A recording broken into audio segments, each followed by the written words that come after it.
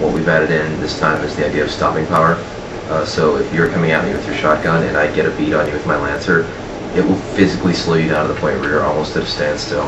Right. So you can't just run right at me, and even if you evade, it still slows the evade down.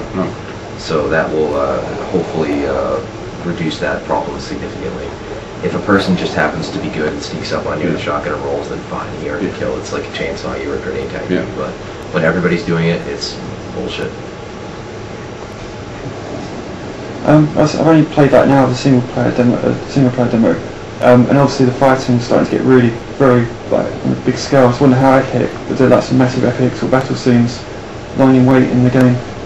There's a number of sequences that just, if the entire game was on 11 like that, then there would be no frame of reference. So we like to pace it kind of like a roller coaster, where there's sequences that, you're on foot kind of combat, build, and then kind of have some narrative moments, and then build back up to the assault sequence in the truck, and then a tension-filled escort. You're in the tunnel with tickers and things like that.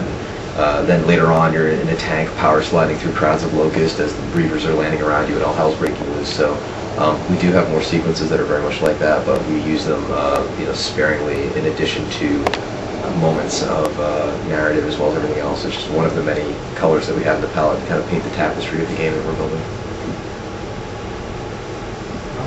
I remember could have been Ferguson said the marketing was going to be twice as big as Gears 1. What kind of things are you going to bring in? Because we've seen the Gold Lancer.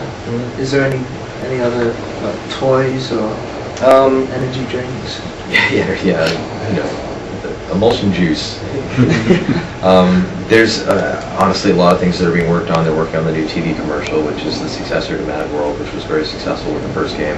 I can't really say what it is yet. You have to wait and see it. As well as lots of other cool little things. Some stuff involving cog tags they're working on. I don't want to reveal too much about it.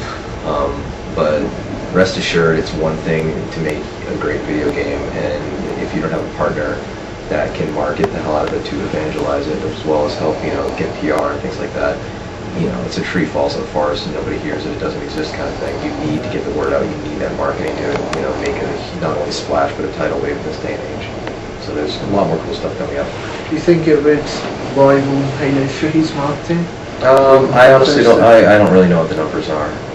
I just know that by partnering with somebody like Microsoft, we are partnering with somebody who knows how to make something that's not just a video game phenomenon, but something that's a pop culture and an entertainment phenomenon. Just hit big.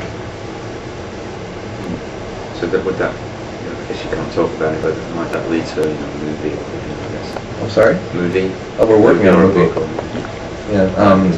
No, it's fine.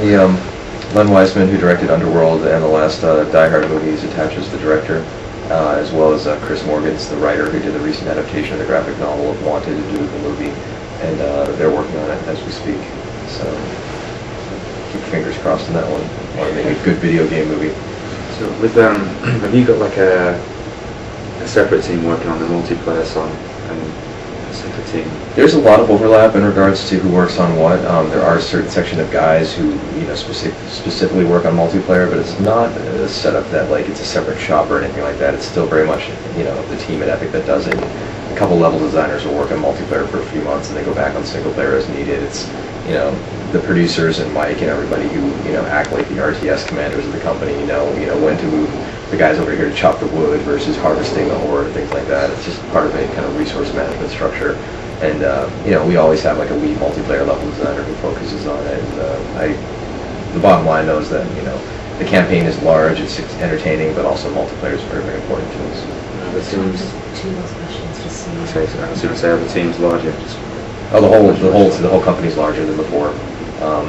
We've hired a fair amount. I wouldn't say we've like doubled in size or anything like that, but we have staffed up from the first game, and we've gotten better at using the tools and basically worked more hours in order to produce something that's much bigger than the first. What are the principles behind the chainsaw duels? It's pretty simple. It's two guys have lancers, and if one guy engages the other guy and they're facing each other, the duel will auto-engage. And basically whoever presses the B button the fastest in like a 2-second time period has the highest chance of winning.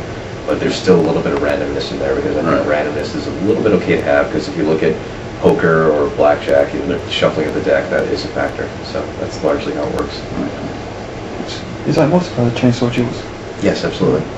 Yeah. And it's fun because what happens is we no longer have God mode when a person is chainsawing somebody else or anything like that. Yeah. So if two guys get in a duel and the sparks are flying and the big dynamic light is flashing around them, everybody draws and turns towards it, and you can actually shoot the guy before the duel completes to save your buddy, to basically guarantee his win, right, in case he happens to be really bad at the little track and field mini game.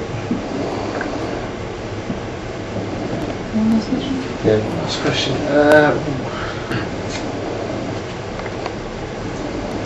Crowd system. The new crowd system.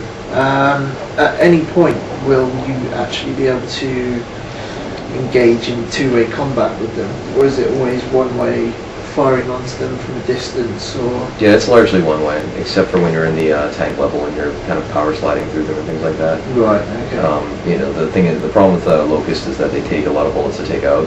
yeah. And if you were to actually have to be on the same level and deal with many guys rushing towards you, A, they wouldn't have any cover, B, Yeah. they'd take your cover, and C, you'd never have enough time or ammo to take them out. So Yeah. the only time we usually allow that is, for example, also in the Reaper sequence too.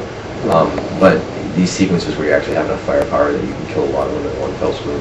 Right. Okay. That's cool. Okay. Yeah, thanks very much. Thank you.